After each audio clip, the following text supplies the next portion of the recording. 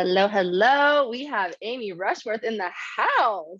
Hi, Yes. Woo, Mom. So pumped to be here with you today. And I know my audience is just going to eat you up because you are so powerful, so big, take up space, and you're just adorable. Like, I just want to eat you up. Well, that's good. I'm like a love me or hate me kind of vibe. So I'm in the right dimension right now. And we're going to love you. I already do. Amazing. So why don't we start off, and if you want to introduce yourself and tell us about what you do and maybe some background on as to how you got to doing this work. I am a coach. I'm a podcaster. I'm a leader. I'm a mental projector in human design. I'm a Leo with a Taurus moon. I am all the things and always changing. I do all the things really, like in my work. The niche, if you would call it that, is being, bold and unapologetic and take out space as a woman, as a feminine being. And so the work that I do ranges from all the naughty topics in essence. So like pleasure, sensuality, deep healing. I'm also like a healer and a medicine keeper. And then I'm also really that coach archetype as well. So helping women with their businesses, particularly feminine business owners. I love talking about money, manifestation. I just roll in all the areas that I love to talk about. And at the core of it all, it's about living this like beautiful, rich, meaningful, expressive life. And I guess that is inspired a lot by my own journey and my own story of reinventing my own reality. And so the long story made short is that in my early 20s, I was really different to how I am now. And I was going through really deep rock bottom trauma and mental collapse. And I didn't know, but I was struggling with undiagnosed PTSD for over 10 years, like since I was a child. And it was just kind of manifesting in these different distortions and patterns. And like one of the things that I did to cope was I would keep my shit together on the outside, but I was really like crumbling and collapsing all the time on the inside. And so a big part of what I do and what I speak about and what I embody is like living a life that feels just as exceptional, exquisite on the inside as it does on the outside, and really owning that. And we can talk a little bit about how this plays into being a spiritual woman, and then also like loving money and success and wanting all of these things that sometimes people think are like superficial, but really like my journey to rebuilding my life and creating a life that was the dream life, but also felt like the dream life on the inside, is a huge compass in what I do and what I teach. And I'm very grateful for the journey and the life that I have now, because a big part of that healing journey has also been my business. My business has been a catalyst for that. My leadership is a catalyst for that. And I'm not just doing it for me anymore. It's for all the women who look up to me, who work with me, who see me as a North Star for them in their rock bottom or the struggles that they're going through. So that's kind of like the vibe of it all. I had chills right at the end when you said it's not just for me anymore. And I think that's such a powerful message, because I mean, I know personally, I started my business for me. I was like, I want to live a freedom-based lifestyle and, do this and travel the world. And then you really get involved in this and you realize that it's so much bigger, and you weren't just called to do this work for you, and you didn't just experience that trauma for you. Like, you experienced and you had to live through what you lived through so that you can be that North Star for your audience. Would you agree? Yeah, I mean, sometimes people get irritated when they hear that quote, everything happens for a reason. And the way that I sort of approach that paradigm is that like things are going to happen to you in life, but where we have power is how we want to meet those things. And so when I was at my rock bottom, I distinctly remember a moment where it was like really, really low. I didn't know if I wanted to be around anymore. And I just had this spark inside of me that felt like, okay, you're at a crossroads right now. So like, which direction do you want to go? And I really carry that code with me still, where, you know, when a challenge comes up, I can always choose, like, how do I want to lead myself through that? Because things are going to happen in your life, even if you're living your dream life, especially if you've got a lot of money or you're building a business, you have a community. That's responsibility, you know, and things are going to happen in that way. And so I think that we can't always control what happens, but what we can control is how we move through it. How do we want to make meaning out of it? How do we want to bring beauty to the pain, to the journey of that? Yeah. Yeah. It's like nothing has meaning except for the meaning we give it. Right. And I actually have on my back a tattoo of like the dark side and the light side. So it's like a devil and angel on each shoulder. And then in the middle is like me choosing which path to take. And so when you were speaking of that, I was like, well, yes, we are very aligned, because I literally have that tattooed on me. That's so cool. But unfortunately it's on your back. So like you need to look in the mirror to remind yourself. I have super sexy pictures that I make my boyfriend take of my back, so. I'm just always thinking about that, because I had no tattoos until last year, and then like now I think I have 11. I can't remember if I have 11 or 13, and I have a lot of them on my arms and like where I can see them, because they're reminders to me. And so I got one the other day that says everything is energy, and I wanted to get it maybe on my back, or I was thinking of getting like energy behind my ear, but then I was like, no, it needs to be somewhere I can see it. So it's on the inside of my arm, like I'm cheating in an exam or something, and it's just there so I can like remember. Yes, that's fantastic. Such, for a newbie to tattoos, you're kind of a pro, because that's so fun. Oh, I love it. I always see your 333 tattoo and I'm always like, thank you. Yeah, my girlfriend and I went and got these tattoos the other day, and she got 222 in the same font, like on her wrist. She asked me, she's like, can I copy it? And I'm like, go for it. And then now I'm like, we just need someone in our squad to get 111, and then we'll be like this angelic gang. Yes. How fun. Oh, I love it.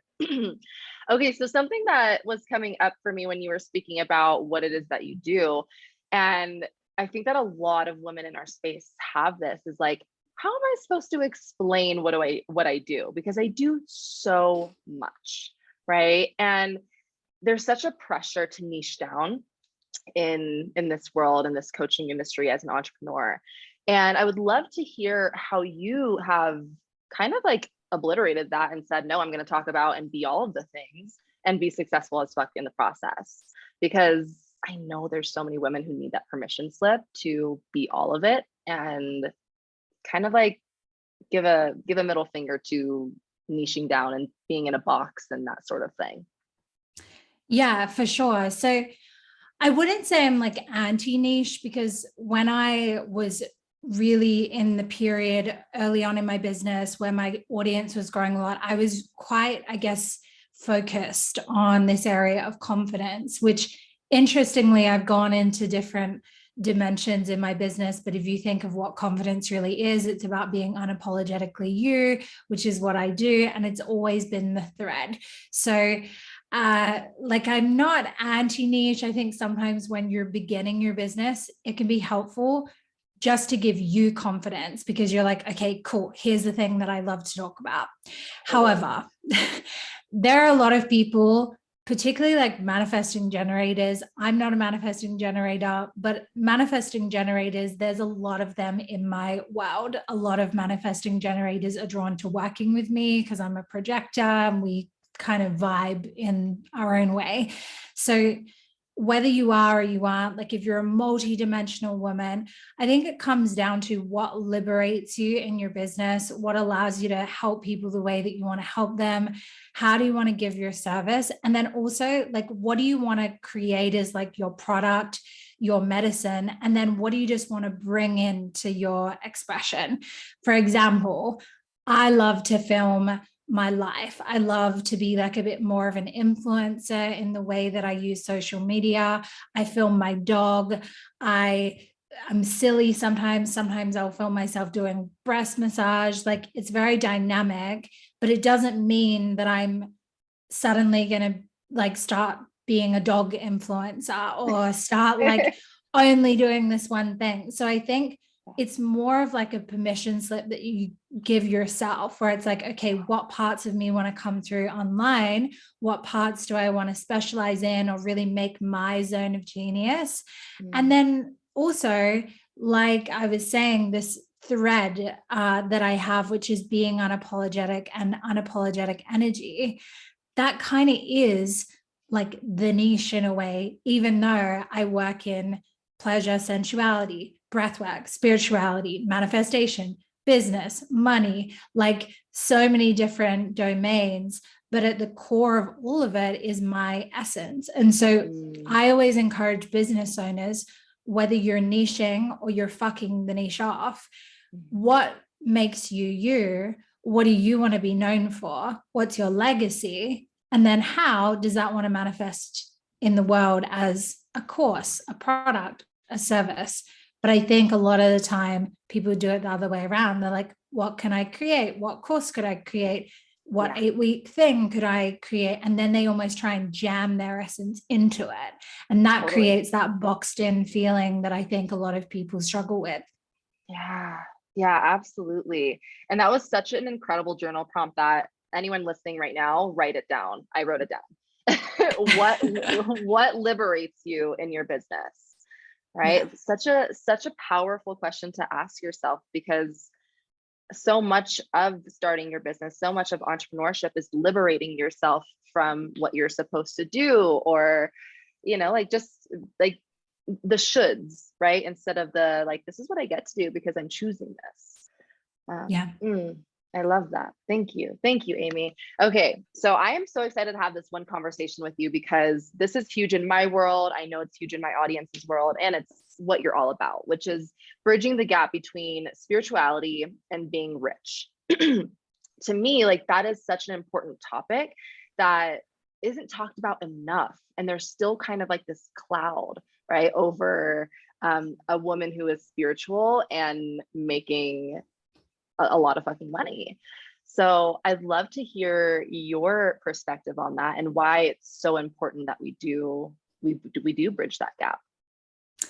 Yeah. So a lot of people see me as a bit of a trailblazer in this context and a badass. And it's really cool for me to hear that, because I'm a mental projector. I can't always like witness myself the way that other people do.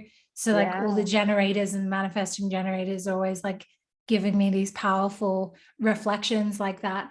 But what I would say is like, this has been an area that I've had to navigate a lot of shame around, and I've had to move through to really own it.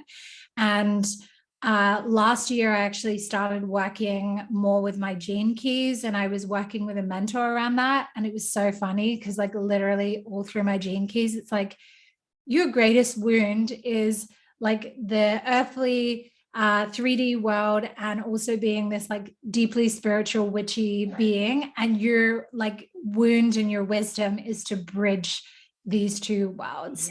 But prior to like deeply reflecting on that, I felt like shame around it. I felt like, I need to like tone down how bougie I am.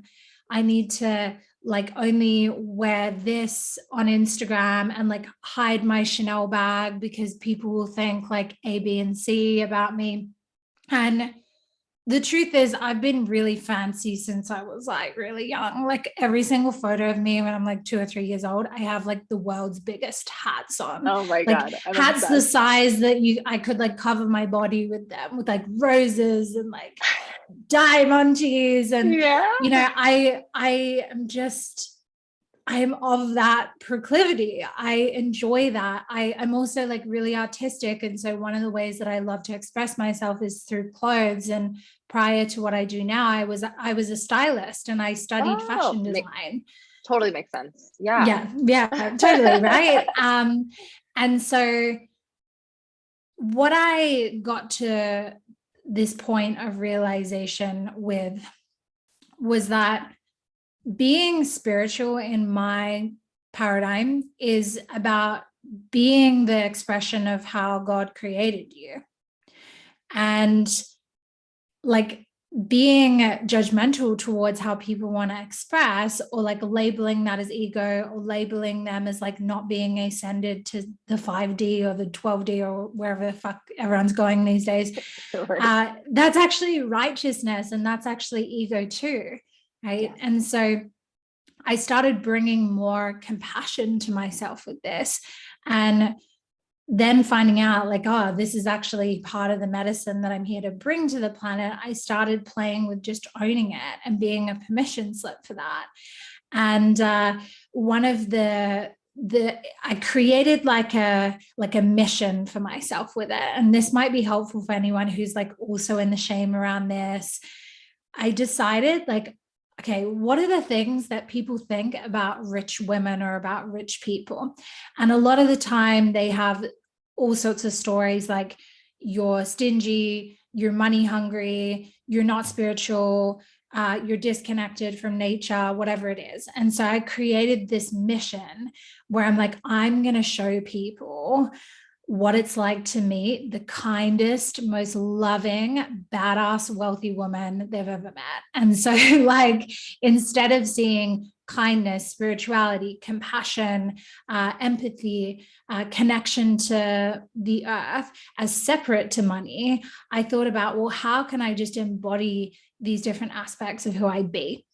And so that's a really big part of the way that I show up and the work that I do, because I think like, you know, the world doesn't need any more judgment, and the world doesn't need more people who are disempowered with their finances, because money is just a tool for what's already in your heart. So if you've got a great heart, if you're spiritual, if you care about the planet, if you care about people, you know, I've got a bleeding heart beneath the badass exterior, right? So I'm going to be able to do more of what I already do with money as one of the tools for what I do. Yeah. Oh my gosh, Amy, I actually started to get emotional when you said that, because it's like, I feel how embodied you are in that. Like, I just want to take a moment. Like, you're so fucking embodied in that, and it's so felt. And I have no doubt that that is the reason why people are so in love with you, because you show up and you're like, yeah, like I am embodied in this mission that I have to be the kindest and the most loving and the most empathetic rich bitch ever. Yeah. And it's so felt. Like I had chills all over my body, and I like literally started to get emotional because I was just like deeply in the presence of you. And yeah, that was beautiful. Thank you. Yeah, thank you, because it's such a beautiful reflection of what's possible. And I think there's a big wound collectively of people fearing success because they don't want to be a bad person. They think it's going to make them something that they're not already.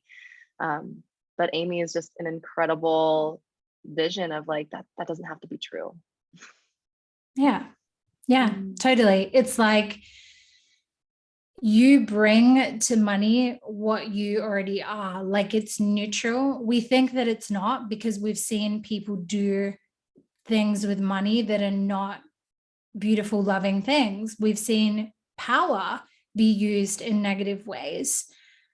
But money doesn't change who you are. Money is just going to give you more flexibility and power in the world to do what it is that you really want to do, or to give what you really want to give. And so like we can be like, oh, I don't want to earn money because I don't want to be one of these people.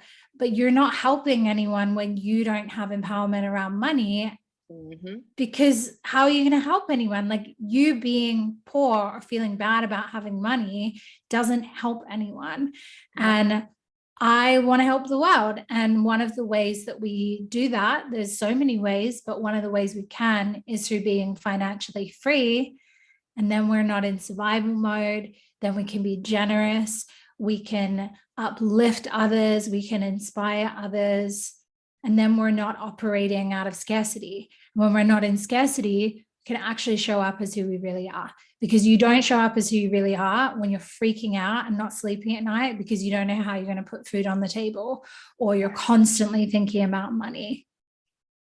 So good.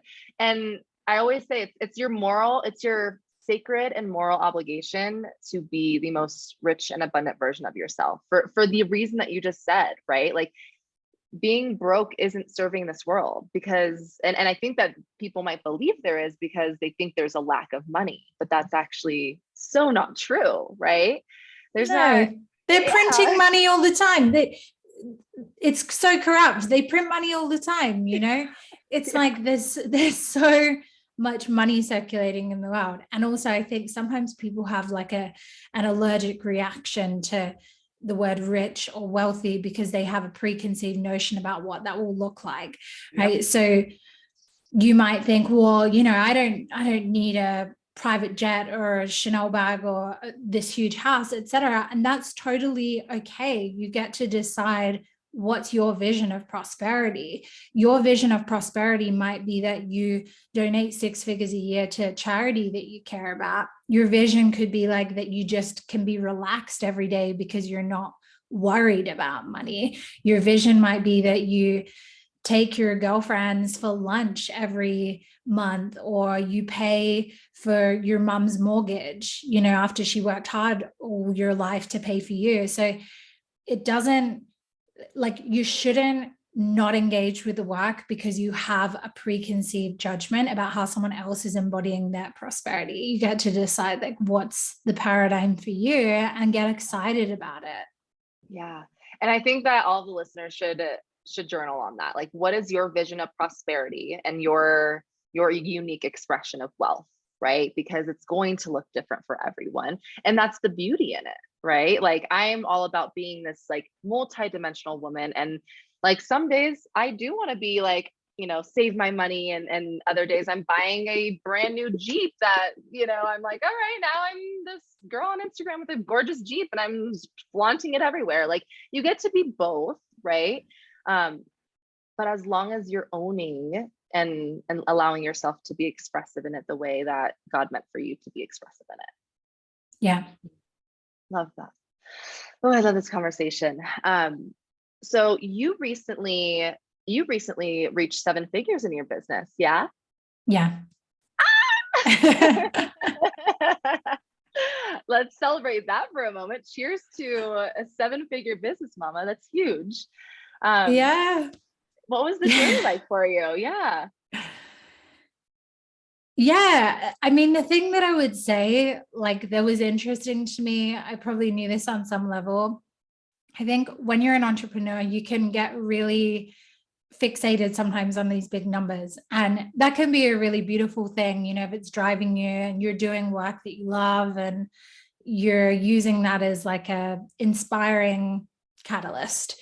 But you won't change because you receive that money. Like, you're not going to get to this point of financial abundance and then be like, oh yes, now I belong, or now I feel totally good with who I am, right? And so I feel good with who I am, but the thing that I noticed is I felt very neutral when I hit the 7 figures. I went over it and didn't even really notice for a bit, and then I got really sick. I had some kind of strange ear infection, and I was like on my ass for 2 or 3 weeks. So I never really like properly celebrated it.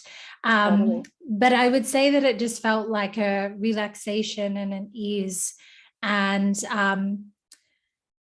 not that anything is a destination, but it was like a big exhale in a way.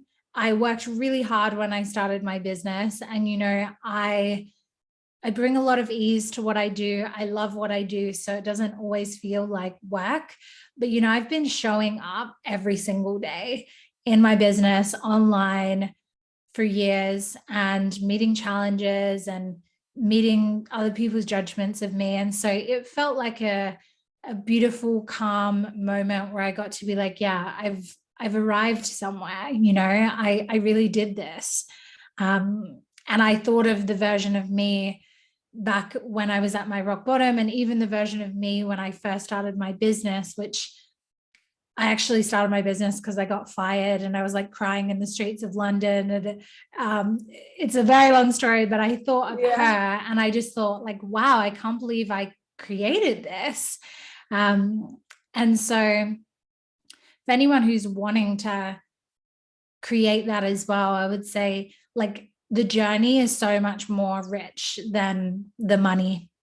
Like I love money. We all know I fucking love money, but the journey of who you become on the way to that is what's important. So don't forget to be present with that, and don't forget to celebrate yourself along the way, because you won't reach that and then suddenly be like, oh, now all these things have gone away, or these insecurities. And so know that you belong now, you're good now, you're whole, you're complete, you're powerful now, and you will be then too. And the money will just be in your bank account to use how you desire. Yeah. That's probably one of my main messages. I feel like I talk about it at some point on every episode because it's so true. Like I used to believe that once I reach six figures, then I will be happy. Once I had $10,000 months, then I'll be happy. It was always this like, once I get there, then I'll be where I want to be. And it wasn't until it was this year, I had a $26,000 month, and it was an $18,000 day. And I was like riding this high and I was like, oh my God, like I did it. And then the next day I was like, yeah. Okay.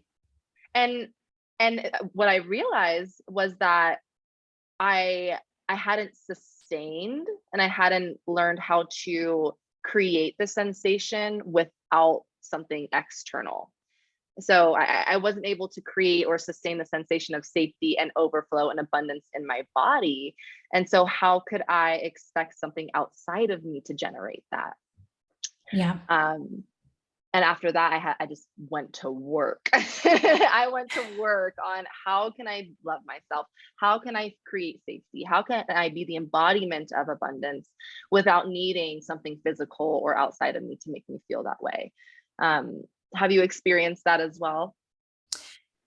Yeah, I have that app, the Pattern. I don't know if you have that. It's like an astrology app. Yeah. And so it tells you these patterns from your astrology. And like one of mine, it's such a disgusting one. It's dissatisfied and uncomfortable. So it's like I have this tendency, even though I'm like a really grateful person, I'm very much like look on the bright side, glass half full kind of person. But I also have this part of me, probably thanks to the 5 Virgo placements that I also have, that's always wanting to like refine everything. And this makes me incredibly powerful in my business in some ways. And then in other ways, it's like, I don't always fully rest in the celebration. I don't always allow myself to have peace, and necessarily just be comfortable just sitting in a gap, like in an energy of a gap. And when I sit with plant medicines, this comes up for me. The medicines always create all this chaos for me. And then I'm like, all I want is to feel like peace and stillness and just be who I am. And so I think it's important to share that, because no matter how much healing work you've done, and I've done a lot of healing work, or success you've created, or how grounded you are, there are going to be things that you're always working on and things that are being revealed to you through your business. But that's also why I love this journey of spiritual business, because like my business is the ultimate self-development portal for me. And learning how to be present and learning how to be peaceful and learning how to slow down sometimes and to really think about, you know, the deeper impact and ripple effect of the work, not just how much did this launch make, etc.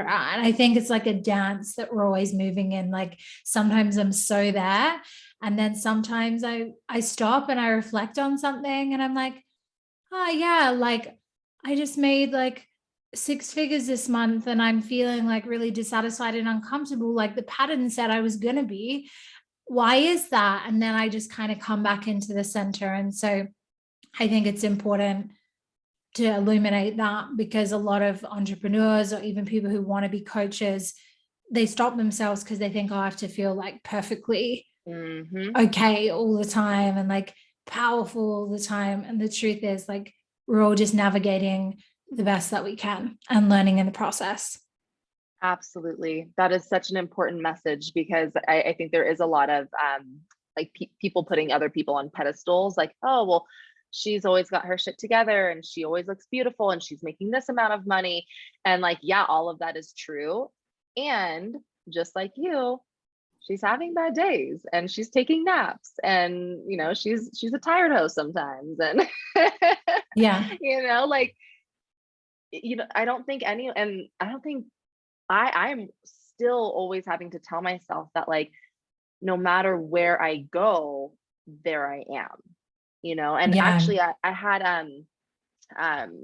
Kira Noel. I think you're friends with her. She's one of my besties. Yeah. Yeah. She was on the podcast recently, and she said that, and I was just like, yes, everywhere you go, there you are. Like, you think you're going to get somewhere, and then you're gonna feel like, you know, hers was with traveling. Oh, if I go here, then maybe I'll be happy. And it's like, no, you're like, you are the vessel, you are the home, you are how you're going to feel wherever you go, however much money you make, whatever you're dressed like, right?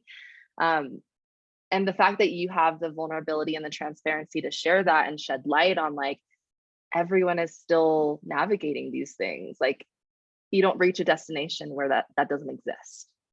Yeah, totally.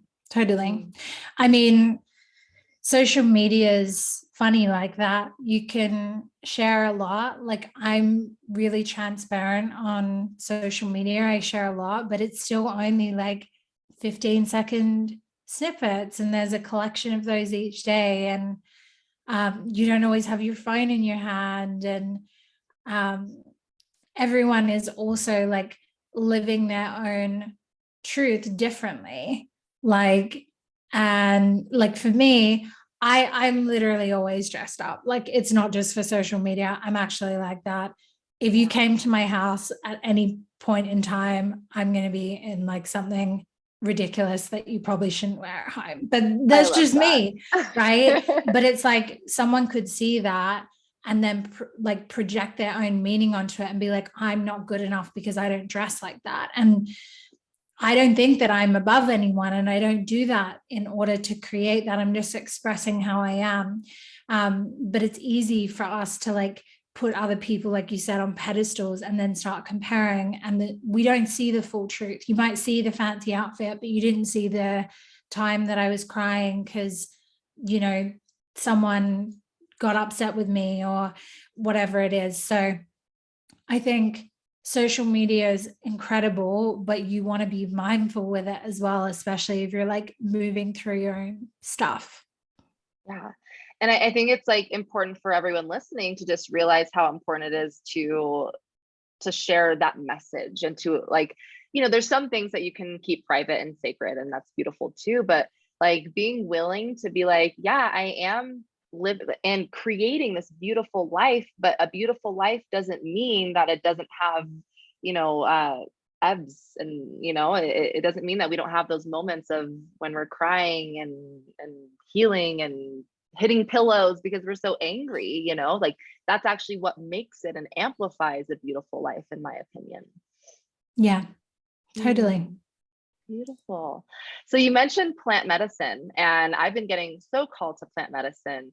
I think 2021 was all about sobriety for me. I took a year off of alcohol and any substances, actually, and did a lot of incredible work just through meditation and orgasm, and it was amazing.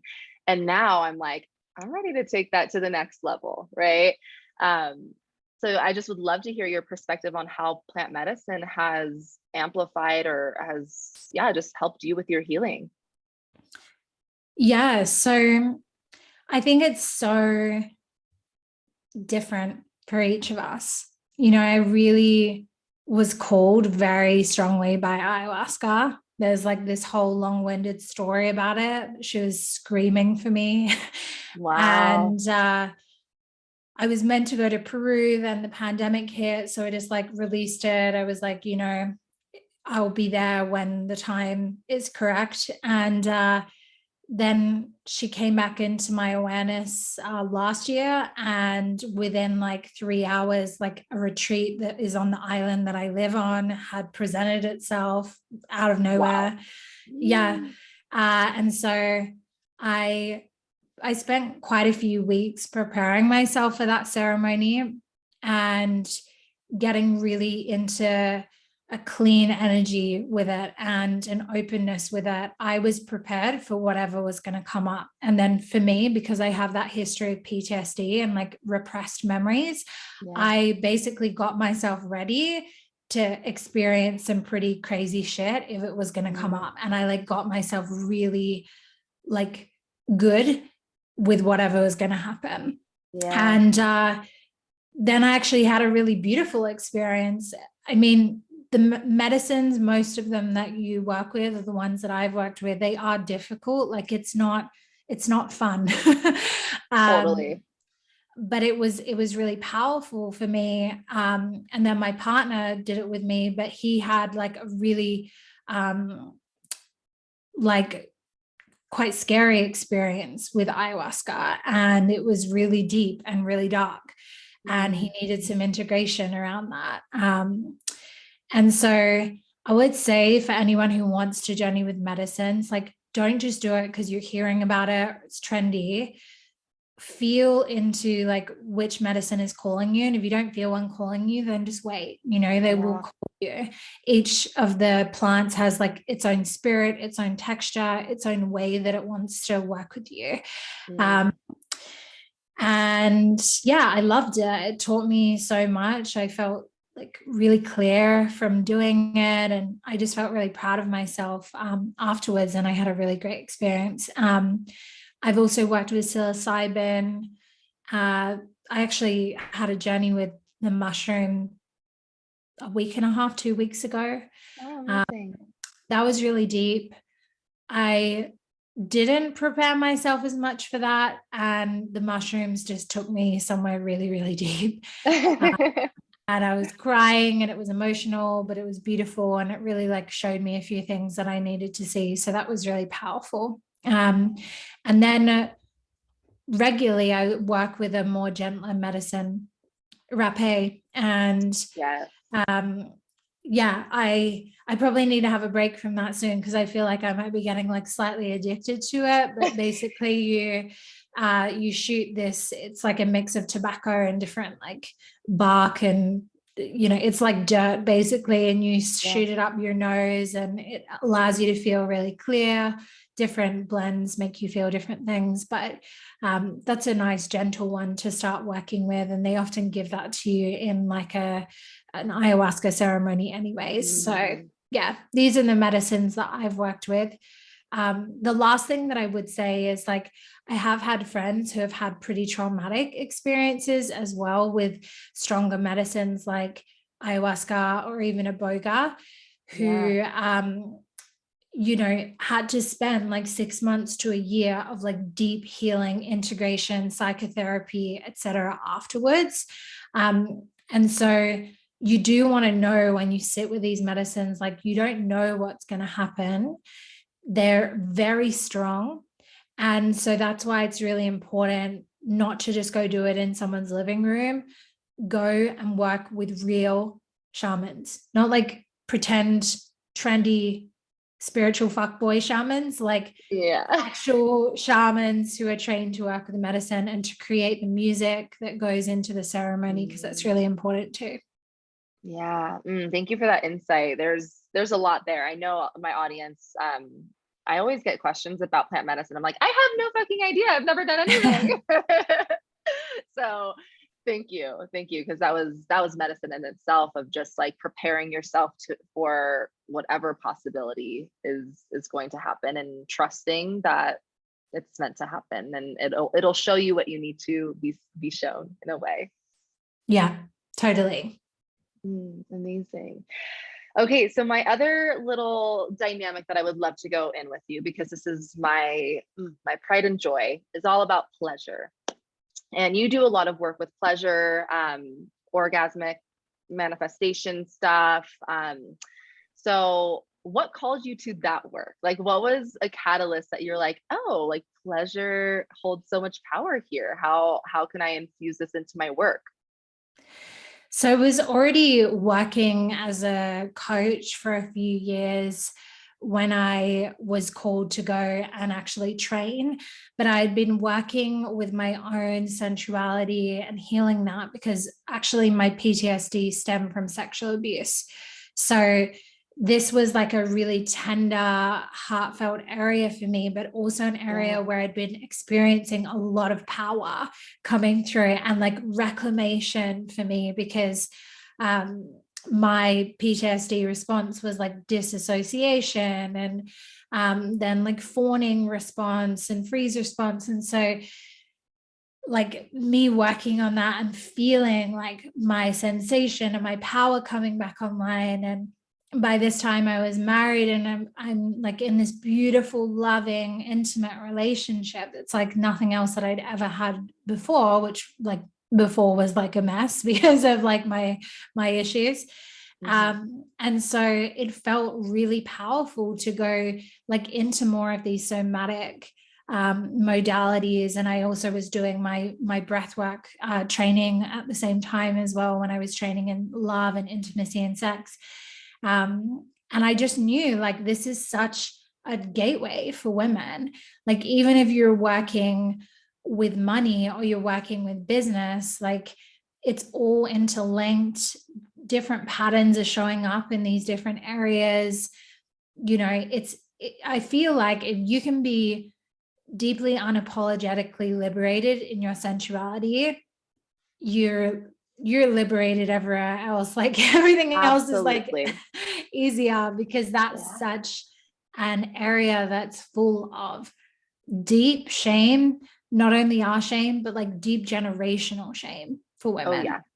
Yep. Yeah. It comes with, I play a lot with the seductress archetype, and my work wife and I, we call them the 5 feminine manifestation archetypes. And one of them is the seductress. And we always say like, she is the highest level. She's not the, you know, better or worse or anything like that. She comes with the most amount of healing, because there's so much shame, so much guilt, so much like two-sided relationship with, because on one hand, you're like, you know, supposed to be sexy, but you're not supposed to be overly sexy. And yeah, there's so much healing that comes with your sensuality, your sexuality, your pleasure. And I know personally that when I dove into this work, my entire life changed. Like my entire life changed, from just the way I felt about myself and the way I looked at myself in the mirror, to my relationship, to my bank account, to my business. Like it really does flood over into all corners of your life. Yeah. Yeah. A well-fucked woman will change the world. Yes, she will. You deserve to be well fucked and wildly wealthy. Such a great way to close that out. I loved your perspective on that. One question I ask every single one of my podcast guests is, how can the listener who is listening right now, how can they start to make their success a pleasure-filled experience?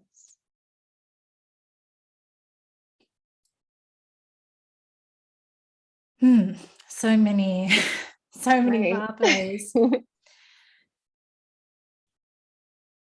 I think understanding who you really are, what makes you tick, what turns you on, not just in the bedroom, but in life, you know, what makes you come alive, following that. Yes.